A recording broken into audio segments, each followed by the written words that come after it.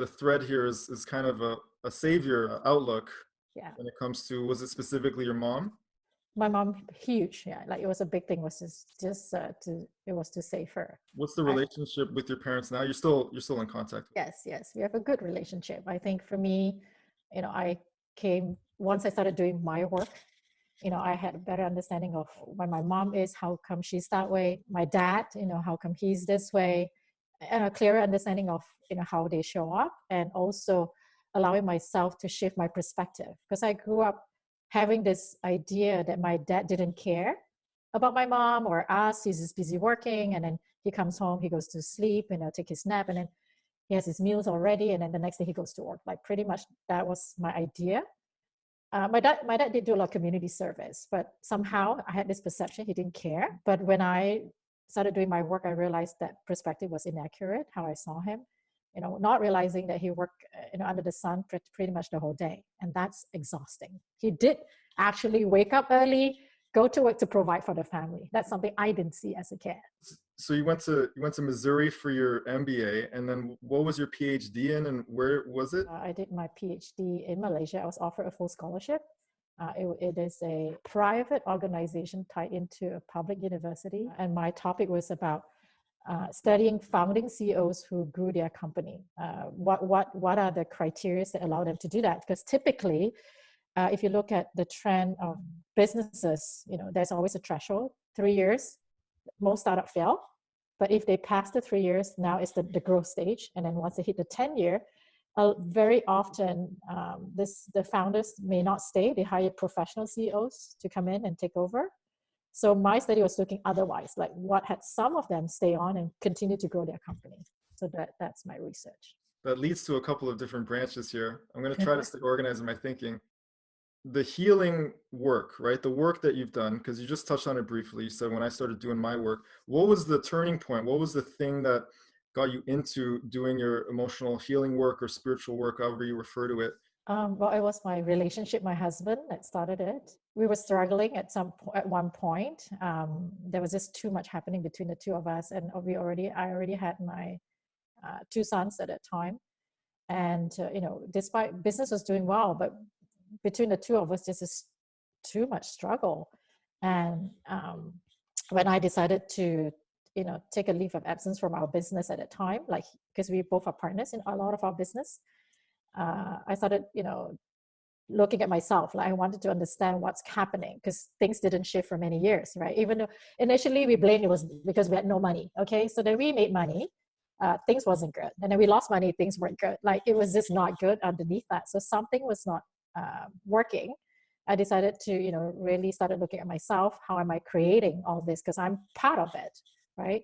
So in 2006 was when I really started looking deeper into myself. 2006, I went to a program where I started understanding the importance of my emotion and how that affects me as well. But that began the journey of my self-discovery. Like that was the moment, I started realizing, okay, what's really happening? Who am I in all this? So from then onwards, I started doing many different kind of work, like different healing modalities, going to different programs, learn with the intent to learn about myself. Mm-hmm. Because who I know you as is a spiritual leader and someone I look up to and someone I see as a mentor and a coach personally. So I'd love to get into a little bit more specifics in terms of like, what were these courses? What were these therapies and modalities? What are some things that you recommend, some things that maybe you don't? I think I'm going to backtrack a little. So like I mentioned, one thing was I realized I play a role in everything, right? So I had to really step into owning, being responsible for all the different pieces that I took on in my relationship, right? It's easy to blame, like, no, it's my husband's fault. That's what's really happening. That's why I'm this way. So a big part was actually owning. Like that was a huge step into the shift, was just ownership, looking at, oh, you know what, I've been playing a victim role here. I've been playing the rescuer role here. Like I was wanting to rescue, or sometimes I play the prosecutor role. I'm the one that get resentful, I prosecute him. So really owning all that, owning my shadow, right? Then I also took time, which is what Seeds is about, really looking at my belief system, how that's creating all this behavior for me. So I really dug deeper into that. So part of the modalities that I've gone into when I first started, breathwork was one of the first few that I started with. I was fortunate with the first program that I did. I had a teacher who came from Australia. So he does breathwork. So breathwork was my first experience, like really understanding the power of breath and how breath, through breath alone, this is deep breathing, it's not just, simple breathing. Through deep, fast breathing, right? How that can actually allow us to feel what's stuck in our body and emotion and releasing all that, right? And most of the time when that happens, you get an insight of, oh, where this happened, what happened, and then letting all that go. So breathwork was one. Then I was also exposed to another modality at that time called releasing. Basically, the technique is simple.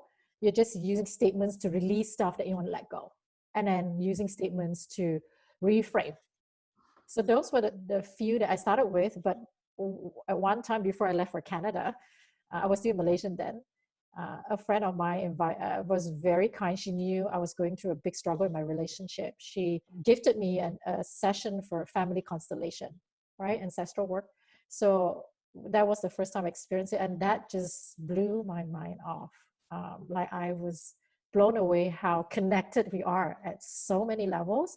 I mean, physically, we just look like we're individuals, but energetically, we're connected to each soul and our ancestors, our past, our future, everything. So that work allowed me to really see that. So just before I came to Canada, I experienced that. So when I came to Canada, that was one of the few modalities I've jumped in to learn. And then as I went on, I started taking different classes, learning about sound healing, right? Aromatherapy, crystal healing, energy healing. I've done Reiki. I've learned what else? Inner child healing. Now, lately, the last few years, I've gone into a lot more body type of healing, like dance, using movements, and study more shamanic Tibetan kind of healing modalities as well.